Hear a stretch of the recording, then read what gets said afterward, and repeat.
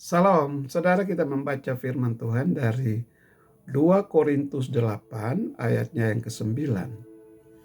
Karena kamu telah mengenal kasih karunia Tuhan kita Yesus Kristus, bahwa Ia yang oleh karena kamu menjadi miskin, sekalipun Ia kaya, supaya kamu menjadi kaya oleh karena kemiskinannya. Demikian, saudara. Ayat ini sering dipakai oleh para pembicara untuk menegaskan bahwa penderitaan Yesus itu, Yesus menjadi miskin supaya kita menjadi kaya. Benarkah apa yang dimaksud di sini adalah kekayaan jasmani? Apakah umat yang percaya kepada Kristus akan menjadi kaya atau dijadikan kaya secara materi? Mari kita perhatikan 2 Korintus 8 ayatnya yang kedua.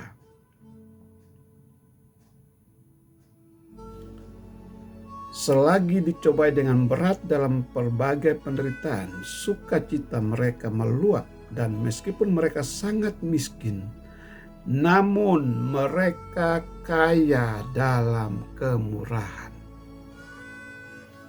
Saudara, mari kita juga perhatikan ayatnya yang ke-7. Maka sekarang sama seperti kamu kaya dalam segala sesuatu, dalam iman, dalam perkataan, dalam pengetahuan, dalam kesungguhan untuk membantu, dan dalam kasihmu terhadap kami. Demikianlah juga hendaknya kamu kaya dalam pelayanan kasih ini. Jadi sampai pada ayat yang ke-9, itu sebelumnya, jadi sebelum sampai ke ayat yang ke-9, Rasul Paulus sudah memberikan panduan atau rambu-rambu pada ayat sebelumnya, yaitu ayat 2 dan ayat yang ke-7, bahwa jemaat mula-mula itu memang miskin secara materi, namun mereka kaya secara rohani. Hal ini pun selaras dengan apa yang ditulis oleh Rasul Paulus di dalam Roma 8 ayat yang ke-17. Bahwa sebagai anak Allah, kita kaya secara rohani, yaitu menjadi ahli waris kerajaan sorga, bukan ahli waris harta dunia. Kita yang dulu miskin akan pengenalan Allah, miskin secara rohani, setelah kita bertobat dan ditebus oleh darah Kristus, maka kita menjadi kaya secara rohani. Itu yang dimaksud, saudara. Jadi, Anda jangan berpikir bahwa yang dimaksud itu kekayaan materi. Rasul Paulus menasihati jemaat di Korintus dan juga kita semua hendaknya mencontoh keteladanan jemaat Makedonia yang kaya secara rohani, yaitu kaya dalam kemurahan hati, kaya dalam iman, kaya dalam perkataan, kaya dalam pengetahuan, bahkan kaya dalam pelayanan kasih. Bukan kaya dalam memburu materi dunia, saudara.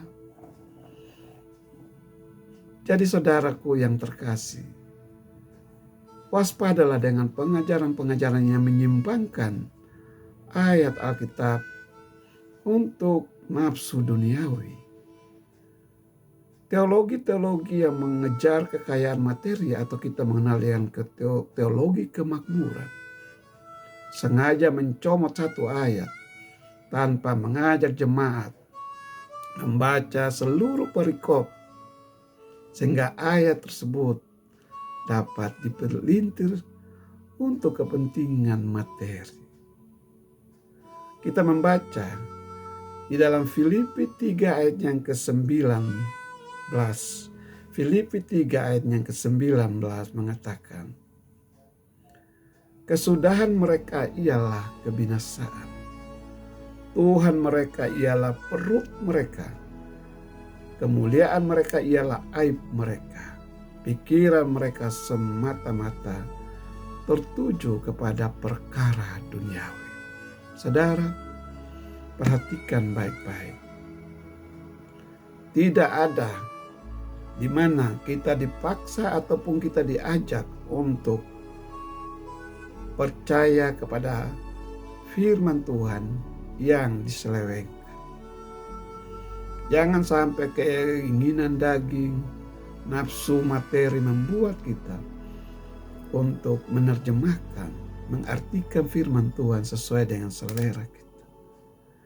Yesus tidak melarang kamu untuk bekerja mencari uang, tetapi Dia sudah mengingatkan bahwa jika kamu mencintai uang, maka kamu akan menduakan Tuhan. Karena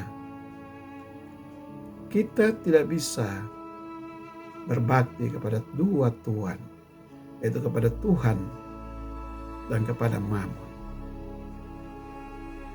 Amin. Bapa kami yang di sorga, dikuduskanlah namamu, datanglah kerajaan-Mu, jadilah kehendak-Mu di bumi seperti di sorga.